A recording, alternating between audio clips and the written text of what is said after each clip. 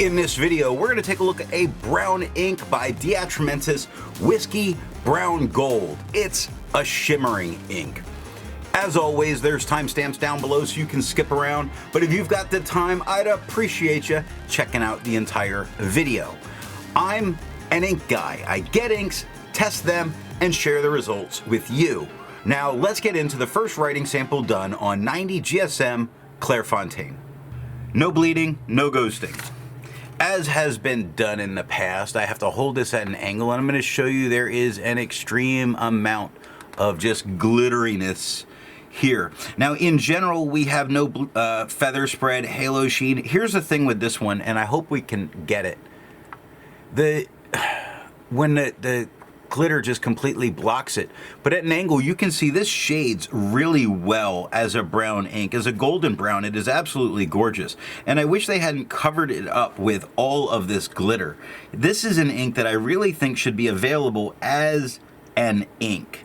Now, the extra fine took 6 seconds to dry, the medium took 10 seconds to dry. That medium, when you look at it where you're not getting all shimmer, has great shading. It's really stand out gorgeous, and something that they really covered up in their phone it in gold, bronze, copper, silver version.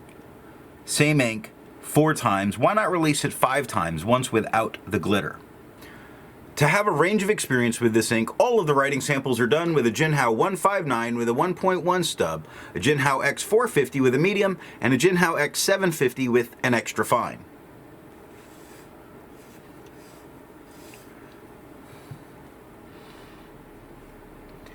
Then a Noodler's Neponset with a music nib was inked up, used for day, and used to take the notes for this video.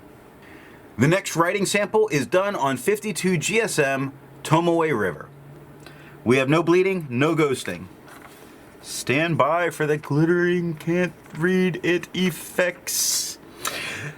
Speaking of all of them, as I've started to do with the glittering inks, they have no feather spread, halo sheen. They do shade, and when you're not just seeing glitter, you can really see it come through in a bunch of this. It's so nice. They just destroyed this ink with using glitter. 12 seconds to dry for the extra fine, 17 seconds to dry for the medium. The smear test, there's no recovering it if you smear while you're writing. I agree with Vita. There's a lot to learn by doing multiple chromatographies.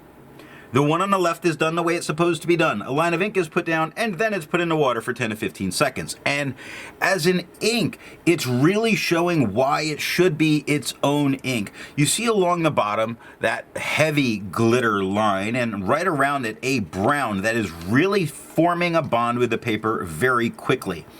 As it moves up, you see yellow there, a very bright yellow. But at the very top is a bright, bright pink, which I think makes this ink shade so well under all the glitter. Now, the one on the right is allowed to dry for 10 minutes, and the only noticeable difference is I don't see any of the brown pushing up off that line from the bottom, which does make me say that that brown might be a little bit of a holdout color. The next writing sample is done on 80 GSM Rhodia dot pad. We have no bleeding, no ghosting. All of them together, just habits. In general, we have no bleeding, no feather spread, halo sheen. It does shade in all 3 of these nibs when you're looking at it where you're not getting all shimmer. Just looking at it here, we can see the K in quick, the H in the K in quick again, the HE in the N in brown. Lots of shading spots, really looks very good. The scrubby shows really nice color variation. The gold just hides it. 8 seconds to dry for the medium, 8 seconds to dry for the extra fine, 13 seconds to dry for the medium, and a smear test you couldn't recover if you smeared while you were writing. Resistance tests are done to see how this ink can be expected to perform on a page, and more importantly, how hard it may be to clean from your pen. Looking at the highlighter, it actually handles itself very well, despite spreading the glitter around, making it a little bit harder to see. Now, looking at this picture, you see all of this gold because it is just so over the top with glitter. And I'm going to keep calling them out for this, but when you phone it in the way they've done on this, all they did was over glittered the ink, which has affected some of its performance in different ways. Water is reactivating everything except that brown tone that we saw. That's really being left right in place. It is pushing the glitter out of the way. The pen flesh does nothing more than water did, and the 1/3 bleach solution is removing most of it, but not all of it. We're seeing some of that brown really holding on to this paper. I think the permanence of the brown has it a little more aggressive, grabbing a hold of the paper, which allows it to shade. Now, the really good news is it only took water to get this out of my pen. For the inks tested, the average viscosity is 2.5, with a realm of normal being from 2.1 to 2.9. The Atramentis Whisky Brown Gold has a viscosity of 3.01, making it run just a little bit drier than normal. Now, if you're interested in how the viscosity tests are done and all of that kind of stuff, then down in the description is a link to that video. Now, I skipped the other writing samples because I was really just suffering with all of the gold, where I wanted to see the ink much more than the glitter. So the average dry time was 17 seconds, with the realm of normal being from 13 to 21 seconds. That's on all the inks tested.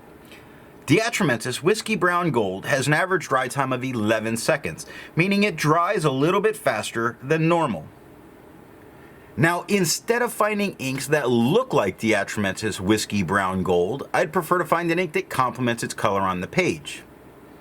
Now, I really do think this is a great brown ink, and that's what I'm paying the most attention to here when I choose a black ink by Papier Plume Black. Now, if you'd prefer a different complement color, then down in the description are links to those playlists that you can take a look at there. So what do I think of the Atramentis Whisky Brown Gold?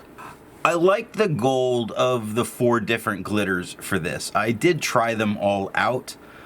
In general, on the Atramentis Phone Them In inks, I have tried each of the glitters, and I chose the ones I thought looked the best. This one does very nice. The ink shows through, so it isn't overpowered by this sparkle. They got this one right. Just look how it dries. You can still see some of this shading. They nailed it, even though there's just way too much glitter. So what nib and pen will give the best writing experience with this ink? Now, I don't typically name a pen that I think actually does the very best. Until now, I really do think that the Noodler's Neponset with its music nib does great, not just for this, but for all shimmering inks. It has a flow that's capable of keeping up and really putting the glitter down, even with one that has so much glitter in it. I hope you got something out of this video, and in the next video, we're going to take a look at KWZ's Azure No. 4.